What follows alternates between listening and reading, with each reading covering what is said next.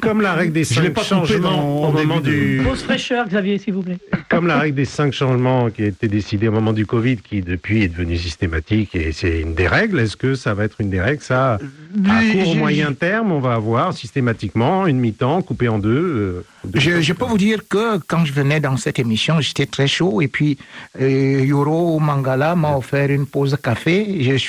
J'ai même failli m'endormir là-bas parce que finalement, c'est après que je me suis rendu compte que c'était déjà l'heure de l'émission. Donc, je suis pas d'accord avec toutes ces pauses café, toutes ces pauses fraîcheur et tout ce que cela peut comporter parce que, justement, un match, c'est parfois comme un véhicule sur l'autoroute. Lorsque ça démarre, ça peut démarrer lentement et puis ça prend une certaine progression. Or, il se trouve ce qu'on appelle souvent des temps forts, des moments forts où l'adversaire est en train de vouloir plier. Imaginez par exemple que, bon, peut-être nous sommes dans un match nous sommes dans un combat de boxe. Eh bien, il y a des gens qui attendent souvent que, quand on veut déjà atteindre les 3 minutes, c'est là où il va lancer le grand coup. Mais non, l'arbitre se dit que, allez, c'est la pause café. Parce que les joueurs, justement, travaillent dans l'intensité.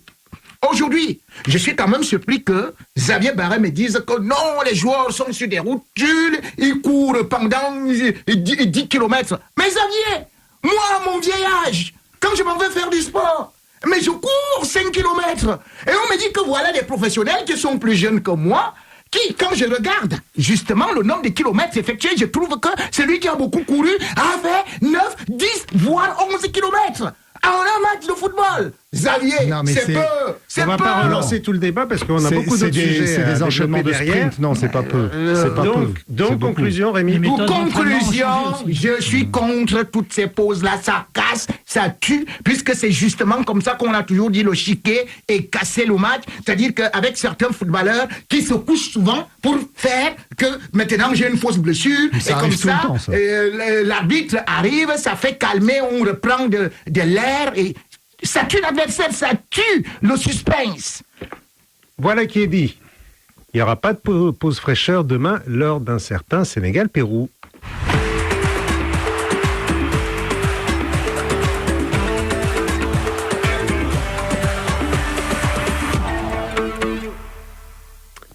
On ne les avait plus vus depuis un certain 18 janvier, date d'une finale de la CAN 2025 passée à la postérité, pas pour les meilleures raisons du monde. Le Sénégal, alors sacré champion d'Afrique, après une victoire 1-0 face au Maroc à Rabat. Depuis, on le sait, le jury d'appel de la CAF a déchu de leur titre les Lions au profit des Marocains. Triste feuilleton qui va se régler devant le tribunal arbitral du sport, sans doute cet été, si ça ne traîne pas trop. En tout cas, cette décision du jury d'appel ne va pas empêcher les Lions de la Teranga, l'équipe du Sénégal, de présenter demain au Stade de France, à l'occasion de son affrontement amical face au Pérou, eh bien le trophée de la CAN. Yoro, célébration donc au Stade de France.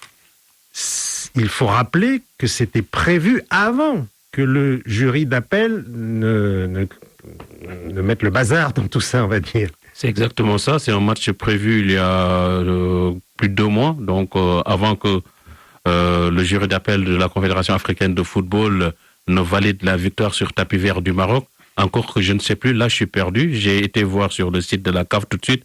Ils ont enlevé la victoire du Maroc. Ils ont remis que c'est le Sénégal qui est champion d'Afrique. Je comprends pas du tout qu'est-ce qui se passe au niveau de cette Confédération africaine de football. L'un dans l'autre, le Sénégal a déjà annoncé la couleur aujourd'hui en conférence de presse. J'ai vu que derrière, ils ont déjà écrit champion d'Afrique. Et que donc. Mais donc les célébrations, voilà, c'est pas pour polémiquer. Non. C'était décidé déjà avant, quoi. Déjà, il faut déjà connaître rajouter, ce peuple. Le Sénégal, c'est pas un peuple chambreur et c'est pas un peuple qui aime les polémiques. On a toujours été modeste et toujours été un peuple quand même docile, vaillant certes, mais qui n'aime pas trop se faire remarquer. Donc ça, c'était prévu avant. La preuve, avant le match, il y aura Youssou N'Dour qui va se produire et Bouba. C'est des choses qui étaient prévues bien avant cette décision du jury. Alors ça va faire partie aussi, il faut dire, c'est une semaine de célébration parce que ça va continuer à Dakar la semaine prochaine lors du match face à la Gambie. Donc c'est une semaine. C'était une semaine parce que depuis qu'on a gagné ce trophée, on n'a pas encore joué en tant que champion d'Afrique chez nous et à l'extérieur parce qu'on a une forte diaspora. Le Sénégal a plus de 2 voire 3 millions de Sénégalais à l'extérieur. En France, ils sont très nombreux et puis ça permet aujourd'hui à ces Sénégalais qui vivent en Belgique, qui vivent en Italie, qui vivent en Espagne, de venir commémorer, célébrer avec les champions d'Afrique. C'est juste ça. Et quand on le fait pour ceux qui sont dans la diaspora sénégalaise, il faudra le faire également pour ceux qui sont au Sénégal. Voilà. Alors, une avalanche vraiment de messages pour les Sénégalais, Ibrahima, champion d'Afrique pour toujours, Amadou, les buteurs marocains, Motsepe et Infantino. Bon, ça c'est... Il a dû écouter l'émission la semaine dernière.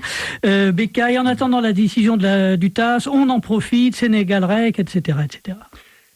Alors la célébration demain, alors que, bon, après les... Le Maroc a évoqué la possibilité de faire un recours contre cette présentation. Voilà, oui, un collectif d'avocats. C'est même pas un collectif d'avocats, c'est quelqu'un qui a une structure privée et qui a dit qu'il va porter plainte contre le Sénégal et le Stade de France. Il met en demeure les organisateurs. C'est pas l'ordre des avocats du Maroc, c'est pas le pool d'avocats des Marocains. On ne voit pas quelle valeur juridique effectivement à cette démarche. N'empêche, une question, Xavier, vu le contexte, vu que c'est brûlant en ce moment, est-ce qu'il aurait peut-être pas fallu s'abstenir, attendre que tout soit réglé, que le tribunal arbitral donne sa décision définitive, et là, bon, si le Sénégal est confirmé finalement, là, on fait. Est-ce que ça va pas remettre un peu encore de l'huile sur le feu? On l'a évoqué la semaine dernière. Le problème de ces trophées remis a posteriori, c'est qu'ils n'ont pas du tout la même saveur. On donne souvent l'exemple des champions olympiques et notamment de certains Français qui récupèrent des médailles parce que tel ou tel athlète a été suspendu pour dopage. Et donc, il reçoit une médaille d'argent, une médaille d'or 2 ans, 4 ans, 6 ans après les JO. Ça, c'est les procédures. Mais là, il n'y a plus personne dans le stade pour l'applaudir. Il n'y a personne pour jouer la Marseillaise. Il est quand même content d'avoir sa médaille. Il est content, il a la médaille, mais puis tout le monde même a oublié les circonstances de cette situation. Donc demain, pour le contexte, je comprends que attiser à nouveau le... Je comprends que les Sénégalais veuillent fêter ce titre conquis sur le terrain avec le public du Stade de France. Maintenant, encore une fois, cette démarche sur tapis vert, c'est une démarche administrative. Donc, dans l'esprit des gens, et je crois même d'une grande majorité de gens sur la planète foot, c'est le Sénégal qui est champion d'Afrique. On verra ce que décidera le tribunal arbitral du sport. Cet été, vous avez dit, ou l'automne prochain, ou l'hiver prochain. Enfin, on n'a pas de date pour la décision. Donc, quand est-ce que le Sénégal va présenter le trophée s'il rend la décision après la prochaine Coupe d'Afrique Nations en 2027 ? Non, moi je comprends qu'il y ait besoin de cette communion collective. Le match a été, le Sénégal a remporté ce match sur le terrain. Franchement, je vois pas de raison aujourd'hui. En plus, personnellement, on a eu l'occasion de débattre souvent ici de leur retirer. Donc non, moi je trouve ça normal. Rémi, un avis rapide? Effectivement, je suis d'accord avec tous parce que je vais commencer peut-être par un proverbe africain que j'ai déjà employé ici, c'est-à-dire que on ne demande pas au chat de recracher le morceau de viande qu'il a déjà avalé. Donc, les Sénégalais ont consommé le trophée de la CAN. Non seulement au Maroc, sur le territoire marocain, mais sur le territoire sénégalais. C'est déjà fait. Vous ne pouvez plus dire qu'il ne peut plus avoir une célébration. Est-ce qu'il y a eu la célébration au Sénégal? Maintenant, et la dangerosité de ça, je ne regarde même pas seulement ce que l'OTAS va faire. J'imagine même que l'OTAS dise que le Maroc est devenu champion d'Afrique. OK. Problème. Est-ce que vous connaissez le nombre de parieurs qui en montent? C'est-à-dire cela qu'on a dit mais ça, on va pas parler justement, on a dit que vous avez perdu. Synthétique, Rémi, s'il vous plaît. Voilà, c'est pour ça que je dis qu'il y aura des millions de personnes à dédommager. Donc là, pratiquement, quand on essaie de regarder... C'est pas notre sujet. Ouais. Donc c'est pour ça que je dis qu'aujourd'hui, la célébration est autorisée. Pourquoi? Parce que d'abord, le pôle des avocats du Sénégal, qui d'ailleurs c'est toute une autre équipe, où on voit français, espagnol et tout ça, ils nous ont dit que dans les réclamations du Maroc, ils ont demandé le retrait du trophée, ce que le jury disciplinaire a refusé. Enfin, le jury d'appel a refusé. Et ils ont demandé la restitution des médailles, ce que le jury a refusé. Ils ont demandé la restitution de l'argent, ce que le jury a refusé. Si le jury d'appel a donc refusé de vous remettre le trophée, de retirer le trophée au Sénégal, cela veut dire que ce qui est, bien évidemment, ce qui n'est pas interdit, est autorisé. Et d'ailleurs, ce qui devrait donc finalement aller retirer, comme j'ai entendu certains vouloir partir là-bas au Stade de France, il faudrait savoir que pour aller récolter le miel, il faut surtout supporter les piqûres d'abeilles.